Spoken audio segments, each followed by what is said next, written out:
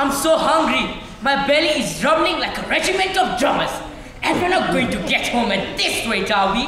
2 months since we left Petersburg. Well, we've chucked away money on the road, chucked it away like water. We would have plenty and enough for the fares, but you know, wherever we go, we have to show off. Hey, Yasif, listen up. Book me the rooms. The best, remember? And order me the best dinner they have. I can't just look at common food. And him, a junior copy clerk. It's a dog's life. Better to live in the country. It's all done, but without all this trouble, you get yourself a good fat country wench and you spend your time lying over the stove eating pies. It's a fine life. Yet, when all's said and done, there's nothing to touch life in Petersburg. But as long as you've got money to spend, it's a fine life, a dainty life, theaters, dancing dogs, everywhere by cab. Everyone speaks so nice and defined, pretty near as good as the gentry even. We go around the bazaars and the shopkeepers call us, "Honorable sir." We get special seats on the ferry boats. Sometimes there are officers with regimental gossip. And sometimes a pretty lady's maid may come tripping by. It's a fine life. Now, it's all different. Well, it's not my fault. My master could never keep a good grip on money. When his old father sends him money, apart from keeping a tight hold of it, whoosh, off he goes on the spree. Theaters, dancing dogs, everywhere by cab. And in a week, it's all gone. And then he sends me to pop his new suit. One time, everything went down to our last shirt. He only had one tailcoat and overcoat left. So true. So help me, beautiful English cloth. One coat cost him 150 rubles, and it went for 20. So because he won't stick to business, instead of swaggering up and down the Nevsky and losing all his money at cards. If his old father only knew, he would lift up his little shirt and give him a whacking who'd be rubbing his behind for a week. No, I'm so hungry. I could eat the whole world. Somebody's coming. Sounds like him.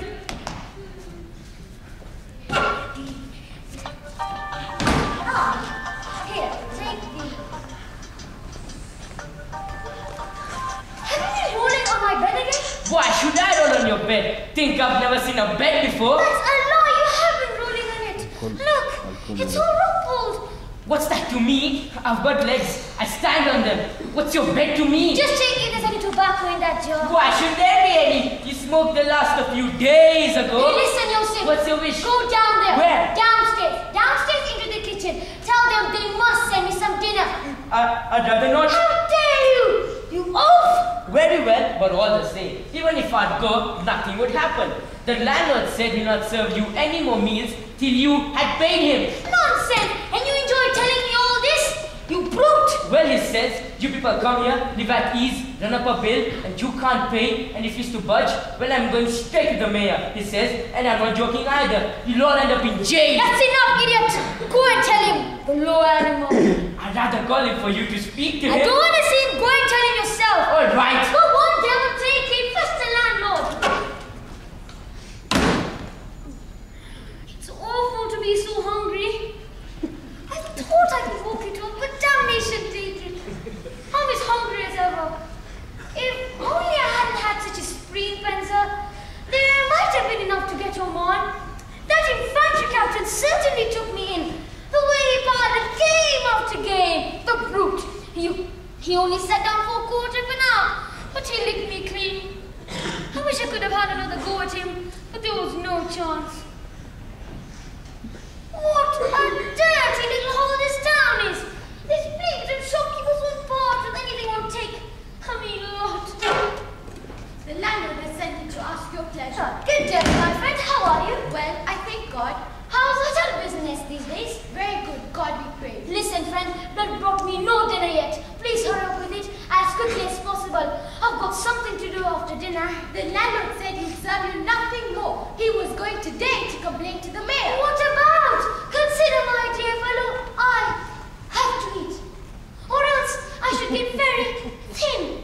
I need to eat something very badly. Of course, I'm not joking. Well, he said he shall serve you nothing more. That's what he said. Well, you must explain to him. Persuade him. But what shall I say? Well, you must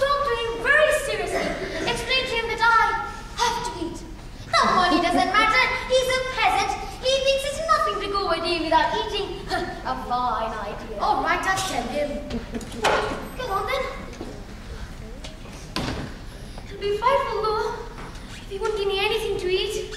I never knew you could be as hungry as this before. You know, we might sell some clothes for ready cash. Say a few pair of trousers. No! Better to go home hungry than not arrive home in Petersburg clothes. Pity charging would have let me hire that chaise. It would have been devilish fun to go home in my own chaise and go visiting the landowners and drive up to the foot of the steps with lanterns burning and Yosef in livery perched up behind. I can just imagine everybody getting excited and asking, who is it? What is it? And the lackey would go in.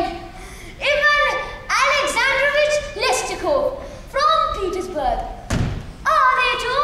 They're only bunkets. They wouldn't know what that meant. If some ghouls of a landowner went to see them, he charged straight into the drawing room like a bear. You make a beeline for some pretty daughter. Allow me. It's sickening to be so hungry. They are bringing some dinner. Dinner. This is the last time you'll be served. Those are the landlord's orders. The landlord, the devil take the landlord. What have you got there? Soup and roast fowl. Only 2 courses? That's all. It's ridiculous. I won't have that. Go and tell him. Tell him it's impossible. It's not enough. The landlord says it's too much. And why no sauce? There is no sauce. Why not? It just isn't. Isn't there any salmon, cutlets, or fish? They're for the better class You customers. fool! Yes, sir. You dirty cow! How is it they can eat and not me? Why am I not treated the same? Aren't they traveling just like me? No, they're not. They're the usual sort. You see, they pay. Fool! I shan't waste my breath on you. What sort of soup is this? You simply put dirty water in this cup. There's no flavor. It just stinks. I won't have it. Bring me another kind. Certainly, sir. The landlord said if you didn't like it, you needn't have it. Leave it, you numbskull. You may be used to treating other people like this, but I warn you, I'm not that sort of a man. I won't have it. Good heavens! What soup? I don't think there's anyone else in the world who would swallow such soup. Look at the feathers floating in it. Give me the roast. Good God! What a brute of a fowl! There's a little soup left there, you see if you can have. Roast chicken! That's not roast chicken! What is it? The devil only knows what it is, but it isn't chicken. Thieves! Rubble! I wonder what they're having now. Your jaws ache if you eat a mouthful of this. The beast! This is like the bark of a tree, long and stringy. You can't get it out. It'll make my teeth go black. Robbers! Isn't there anything else? No. The idlers! The scum! No sauce or pudding, just fleecing travelers. That's what it is. My fetus ever had nothing at all. Only enough to whet an appetite. But if I had a few coppers, I could send out and buy some buns. The mayor's down there.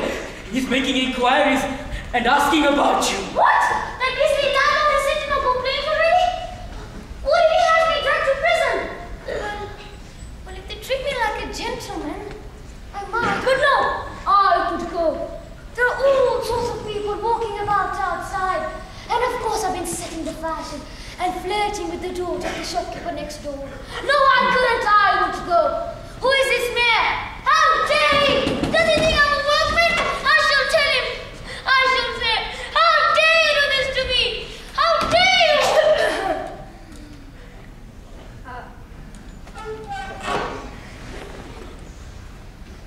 I have the honor to wish you good day, sir. My compliments. Pardon my intrusion. Not at all. It is my duty as chief authority of this town to make sure that travelers and people of rank suffer no inconvenience